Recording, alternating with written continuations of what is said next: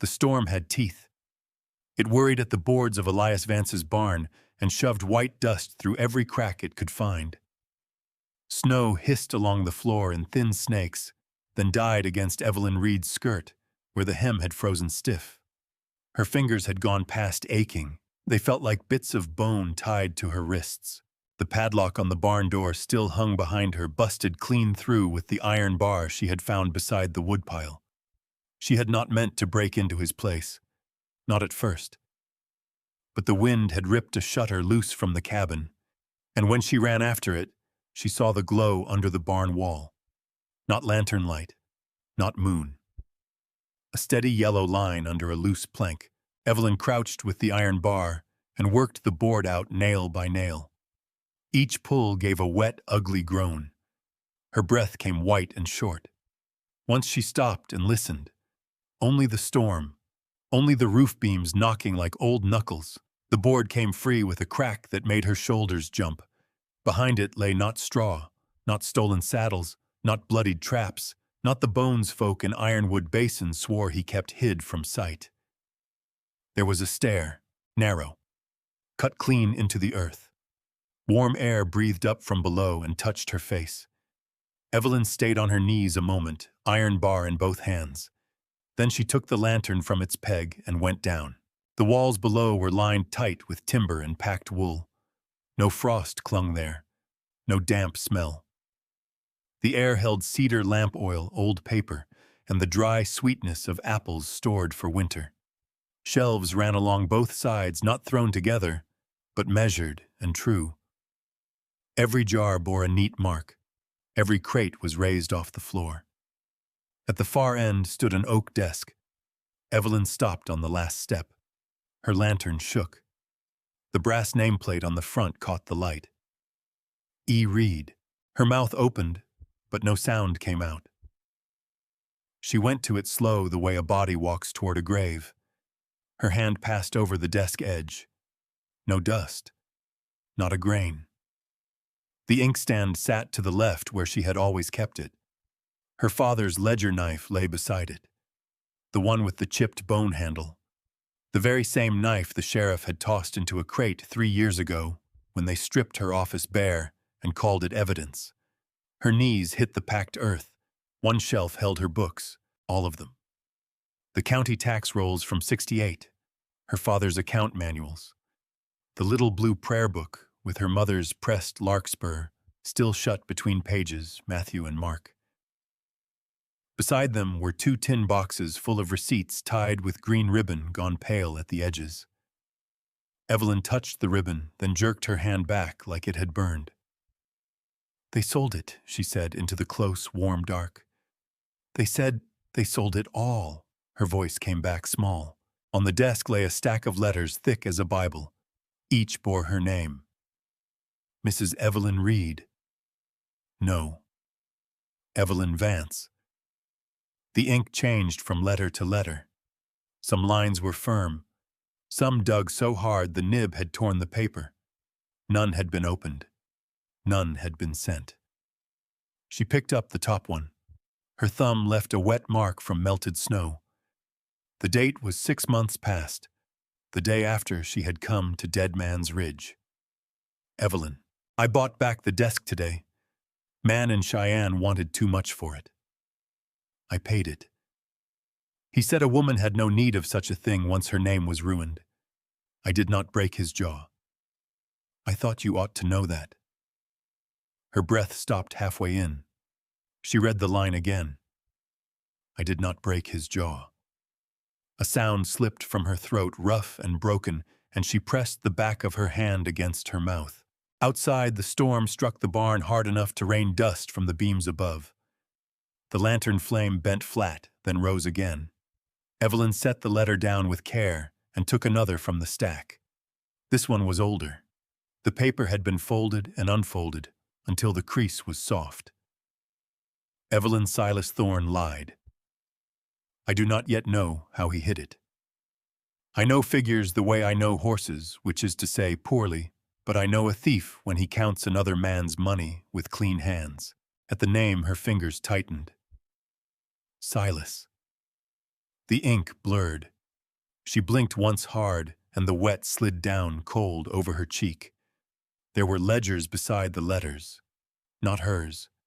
Town books, banknotes, freight slips, water rights filings.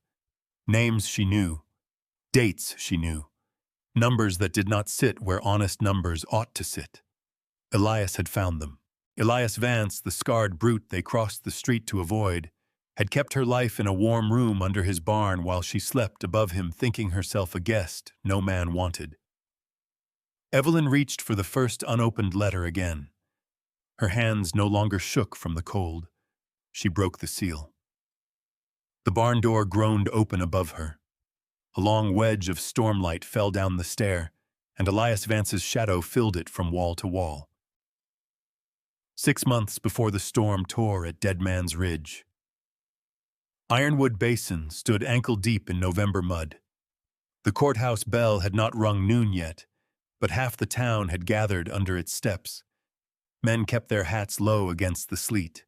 Women drew shawls tight and watched from behind the dry goods porch. Wagon wheels cut brown ruts through the street, and every step Evelyn Reed took made a sucking sound beneath her boots. Sheriff Cole carried the strongbox from her office. He held it out like it stank. "Town funds," he said. Evelyn stared at the box. Her own key still hung from its latch, tied with the red string her father had put there when he gave her the books. "That box was locked in my desk," she said. Mayor Silas Thorne stood beside the courthouse door in his black coat, clean as Sunday. Not a drop of mud on him. His silver watch chain curved bright across his vest. "It was found where a guilty woman would hide it," Silas said. Her fingers closed around the damp wool of her skirt. "You know I balanced those accounts to the penny." Silas looked past her to the crowd. A clever thief always does. A murmur passed through the street. Not loud. Worse than loud. Low and easy, like folks had been waiting to let it out. Mrs. Bell, who had borrowed sugar from Evelyn the week before, turned her face away. Tom Waker, whose tax debt Evelyn had quietly carried 3 months, so his mule would not be seized, spat into the mud near her boot. "Shame," someone said. The word struck harder than the sleet. The sheriff set papers into her hand. Seizure notice. Office closure. Forfeiture of property until restitution could be made. Her father's books. Her mother's chair. The desk with her nameplate. All listed in square black letters, as if ink could make theft lawful. Evelyn read every line. Not because she needed to, because her hand would not move until it had reached the bottom. By dusk, the bank had barred her account. By supper, the boarding house keeper had placed her carpetbag on the porch. By dark, the church deacon crossed the street rather than pass beneath the same awning. Rain came thin and mean. Evelyn stood before the mercantile window and saw herself in the glass. Hat bent, hair loose from its pins. One cheek marked where Mrs. Vale had struck her after Silas said the school fund was gone. Inside the store, lamps burned yellow. The stovepipe ticked. People bought flour and coffee and thread, while her carpetbag sagged in the mud beside her. Silas stepped out last. He stopped close enough that she smelled bay rum and cigar smoke. "Leave by morning," he said. She lifted her chin. "My father built half the books this town stands on." Silas smiled without showing teeth.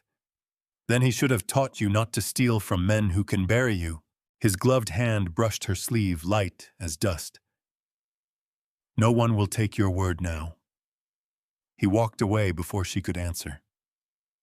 That night, Evelyn slept in the livery behind a stack of moldy hay. The cold crept through the boards and set her teeth knocking. A horse shifted in the dark and blew warm breath over her hair. She had 37 cents, a cracked comb, and a ledger pencil shaved down to a nub. At first light, she rose. Not toward the road south, not toward the church. She turned north. Dead Man's Ridge sat above Ironwood Basin, black against a sky like dirty tin. Folks said no woman went there and came back cleaner. Folks said Elias Vance lived up there alone because decent soil rejected him. Folks said he had beaten a man to death with both hands and washed them in snow. Evelyn looked back once at the town. Smoke rose from chimneys she had helped tax fare. Curtains moved. No door opened. She walked. Mud became stone. Stone became ice. Her boots rubbed blood into both heels. The wind climbed under her coat and worked its fingers along her ribs. Twice she slipped. Once she stayed on her knees so long the cold bit through her stockings. Near sundown, she reached the cabin. One lamp burned inside. Evelyn raised her fist and knocked before her arm failed her. Boards creaked. The door opened. Elias Vance filled the frame broad as an ox, one side of his face pulled by an old scar. He looked at her carpetbag, her torn hem, the mud dried black on her palms. Evelyn made her mouth shape the words. I need a husband in name only. The wind pushed snow between them. Elias did not laugh. He stepped aside and said, I kept supper warm. Elias Vance kept his word so clean it near cut her. They were wed 2 days later by a circuit preacher, with frost in his beard and one bad eye. The man read from a small Bible while the wind slapped the cabin walls, and when he told Elias he might kiss his bride, Elias only took one step back. A name is all she asked, he said. The preacher looked at Evelyn. She looked at the floorboards. They were scrubbed raw. No dust in the cracks. No empty bottles. No blood on the walls. No chains. No devil's den like Ironwood Basin had painted with its forked tongue. Only a table, 2 chairs, a stove, a narrow bed behind a curtain, and a second pallet made up near the hearth.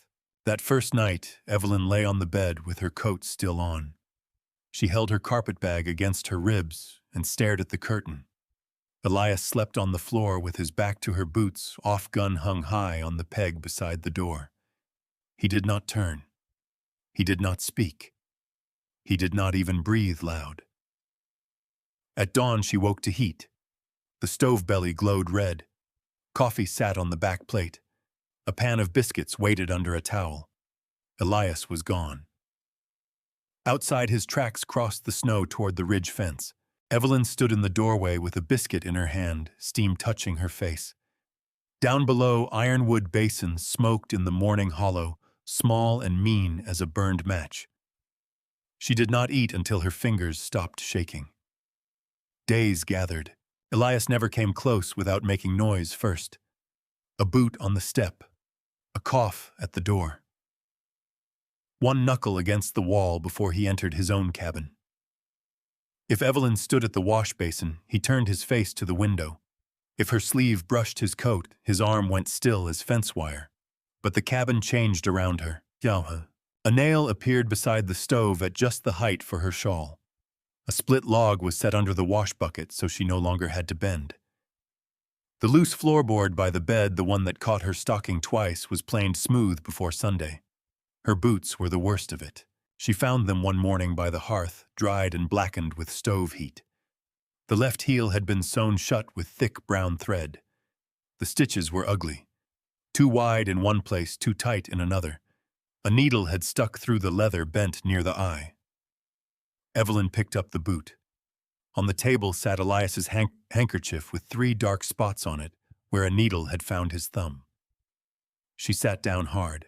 When Elias came in carrying kindling, he saw the boot in her lap. The wood shifted in his arms. Did it wrong, he said. She ran her thumb over the crooked seam. No. He set the kindling down without looking at her. My hands ain't made for small work. They held. His jaw moved once. That was all. By December, he cut the legs of the kitchen table shorter. Evelyn came in from gathering eggs and found him on one knee shaving wood with a draw knife. The floor smelled sharp with fresh pine. What are you doing? She asked. He kept his eyes on the blade. Your feet don't touch right when you sit. She looked at the chair, then at him. You noticed that he brushed curls of wood into his palm. Hard not to. That night they ate at the lowered table. Her boots touched the floor. Across from her, Elias folded his great hands together and kept them below the edge as if they were something he had no right to lay near her plate. Evelyn cut her beans in half. They were already soft. She cut them anyway. Elias. His eyes lifted. The fire snapped. Snow scratched at the window glass. Did you kill that man? The room went so still. The stove seemed loud. Elias looked down at his hands. No. The word dropped between them and stayed there. She waited.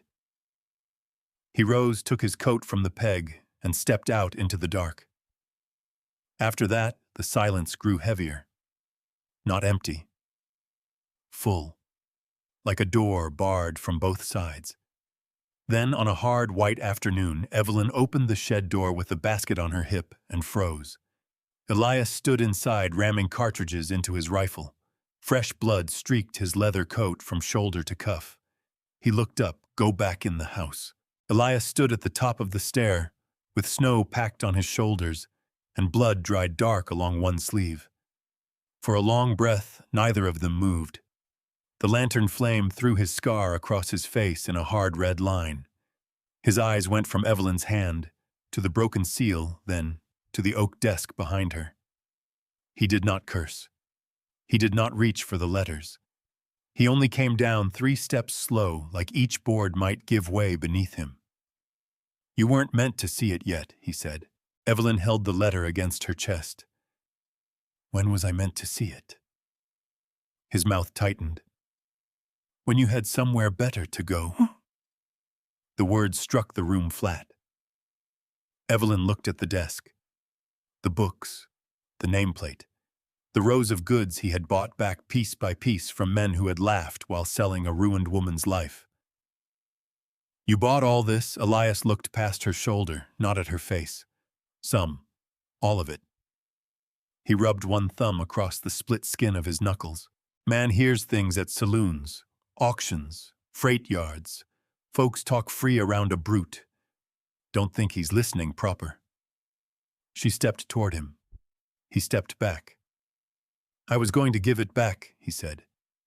When you found a decent man, one with a clean name, one who could stand in town beside you and not make folks cross themselves. Evelyn's throat worked once. You thought I was waiting for another man. He looked at the dirt floor. I thought you were waiting for your life to start again. Above them, the storm hit the barn roof with a long, tearing scrape. Somewhere outside, a horse screamed. Then came the gunshot. It cracked through the wood and blew a jar from the shelf. Glass burst at Evelyn's feet. The smell of vinegar filled the cellar sharp enough to sting her nose. Elias's head snapped up. Another shot punched the barn door. Splinters jumped from the stairs. He took the lantern from Evelyn's hand and blew it out. Dark swallowed them. Stay behind me. Boots crunched outside. Men's voices came through the storm, broken and rough. Vance Silas Thorne called. Come out and answer for stolen cattle. Evelyn's fingers found the desk edge. Elias gave one short sound, with no mirth in it. Cattle don't climb Dead Man's Ridge in a blizzard. Silas's voice rose. Sheriff's orders. Bring him out. Evelyn heard more men now. 4, 6, maybe more. A rifle bolt slid back with a cold metal click. Elias moved in the dark and caught her wrist. His hand was hot. Too hot. Listen to me, he said. No, Evelyn, no. He pulled her up the stairs before she could brace her feet. At the top, he shoved her behind the barn's inner tackroom door and dropped the oak bar across it. She struck the wood with both fists. Elias. His voice came through close low and cut to the bone. They came for the spring claim. Not me. The water. That ridge water feeds half the basin once spring breaks. Silas wants the deed. He don't get it while I breathe. Her fist stopped against the door. Outside, Silas shouted. Last call, Vance, Elias said. There's a loose plank under the west wall. Crawl when the shooting starts. Keep low till you reach the wash. You open this door. I ought not have kept those letters. The bar lifted. For one wild second, she thought he had heard her. Then the outer barn door groaned. Wind roared in. Through a crack in the tack room boards, Evelyn saw him step into the white dark with both hands raised. His rifle lay behind him in the snow. His sidearm followed, tossed far beyond reach. Silas stood 10 paces away, in a black hat rimmed with ice. Men ringed him rifles, set faces wrapped in scarves. Elias walked until Silas raised one gloved hand. "On your knees," Silas said. Elias lowered himself into the snow. Evelyn pressed her eye to the crack until the wood bit her cheek. Silas set his pistol against Elias's head. The hammer drew back. Then the trigger snapped. The pistol did not fire. Only a dry click cut the storm. Silas stared at the gun as if it had betrayed him. Elias did not move. Snow gathered on his bowed head and melted down the side of his scar. Silas pulled the hammer back again. Inside the tack room, Evelyn turned from the crack and groped along the wall. Her fingers struck harness rope, a broken bridle, then the hatchet Elias used for kindling. She swung at the small rear window. Glass burst inward. Wind rushed through, carrying snow hard enough to blind her. She hit the frame again. Wood split. A shard opened her palm, but she shoved the hatchet through, then her shoulders, then one knee. Her skirt snagged. She tore loose. Elias, every rifle swung. Evelyn stumbled through the snow and threw herself in front of him. Her boots slid, but she stayed upright, with one hand braced against Elias's shoulder. Silas's pistol pointed at her breast. "Move," he said. She opened her coat. From inside it, she drew the brown ledger she had taken from the cellar desk. The cover was stained where broken glass had cut her hand. Red sank into the cracked leather. Silas's eyes flicked to it. That was enough. Evelyn turned toward the men behind him. She knew their eyes, even wrapped in scarves. Abel Cross with the bad left knee. Martin Pike from the freight yard. Young Jonah Bell, who had once brought his mother's accounts to hers because he could not add interest on a loan. "You came for a thief," she said. "So hear the count." Silas laughed once. "Mad woman." Evelyn opened the ledger. April 3rd. School fund deposit $920. Entered by Silas Thorne as road repair. Her voice cut clean through the wind. No road crew paid, no lumber bought. Same day $200 to Pike's freight marked private. Martin Pike lowered his rifle half an inch. "Shut her mouth," Silas said. Evelyn turned a page. June 19th. Widow Bell's mortgage purchased by Basin Holding for $80 after Silas marked her taxes unpaid. Jonah Bell stiffened. "My ma paid," he said. Evelyn looked right at him. "In coin." I counted it. Jonah's rifle dipped. Silas took one step toward her. Elias rose behind her, but Evelyn pressed her hand back against his chest. "No." The word held him. She read faster now, each number striking like a hammer on iron. August 2nd. Abel Cross's North 40 surveyed under false boundary. Filed for seizure come spring flood. September 10th, Martin Pike's freight contract signed over to Thorne Water Company. October 28th, my office accused before the audit could show the missing tax receipts. Abel Cross pulled down his scarf. His mouth hung open in the snow. "Water Company," he said. Evelyn lifted the ledger higher. "He means to take the spring, then sell your own water back to you. Every ranch below this ridge, every field, every well that runs dry by July." The men shifted. Boots dragged through snow. Iron sights fell from Elias and turned one by one toward the black coat. Silas's face changed. Not much. Only the smooth skin around his mouth went tight. "She forged it," he said. Evelyn reached into the ledger and pulled out 3 folded slips. "Your hand, Mayor. Your seal. Your banknote." She held them out. No one moved. Then Martin Pike walked forward and took the papers. He read by lightning white snowlight. His fingers curled till the slips bent. "You sold me out," he said. Silas backed up. Elias stood behind Evelyn now, blood on his sleeve, empty hands open at his sides. No man aimed at him anymore. Jonah Bell turned his rifle on Silas. Abel Cross did the same. Then Pike. Silas looked from barrel to barrel, and the fine black brim of his hat trembled in the wind. Evelyn closed the ledger. "You buried the wrong woman." For one breath all Dead Man's Ridge went still. Then Silas smiled small and cracked, and a derringer slid from his sleeve into his palm. Its muzzle rose straight toward Evelyn's heart. Silas's finger tightened. Evelyn saw the little black mouth of the derringer, saw the snow melting on its barrel, saw Elias's shadow move across her boots. He crossed the space between heartbeats. One hand clamped Silas's wrist. The other caught his elbow. Bone cracked loud enough for every man on the ridge to hear. The derringer fell into the snow. Silas dropped with it, his fine black coat folding under him, his mouth open, no mare left in his face. Elias held him down with one knee and one hand, not choking, not striking, just holding. Silas clawed at the snow. "Kill me then," he spat.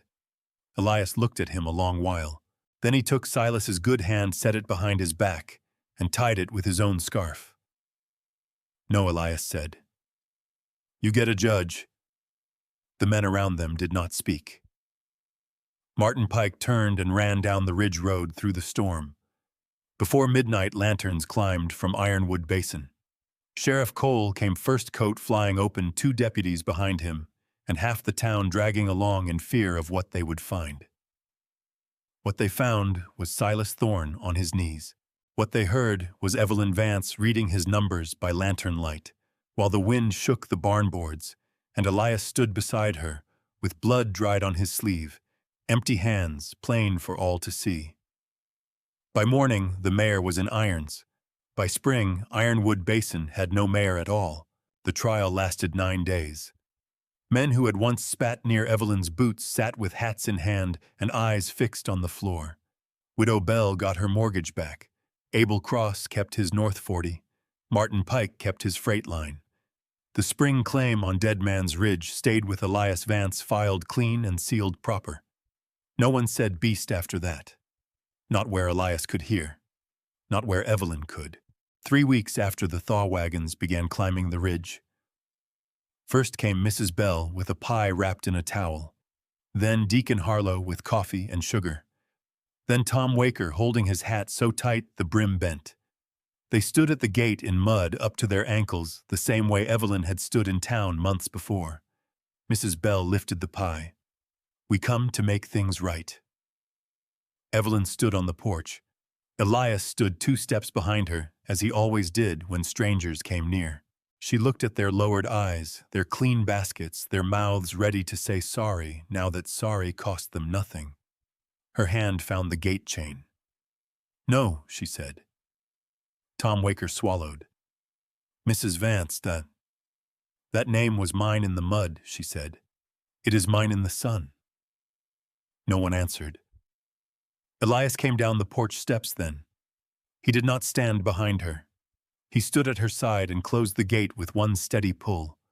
The iron latch dropped. The wagons turned back down the ridge. That evening the cabin smelled of pine boards, lamp oil, and bread browning in the stove. Sun came through the western window and laid a square of gold across the oak desk. Evelyn set the brass nameplate back in its place. E. Reed. She looked at it, then reached into the drawer and took out the ledger knife with the chipped bone handle. With slow care, she scratched one more letter into the plate. V. E. Reed Vance. Behind her, Elias stopped in the doorway. "You sure?" he asked. Evelyn turned. His hands hung at his sides, broad and scarred, no longer tucked away like sins. She crossed the room and took one of them. His fingers closed around hers, careful at first, then firm. Outside, Dead Man's Ridge shone under the first clean dawn of spring, and the town below looked small enough to fit inside a pocket.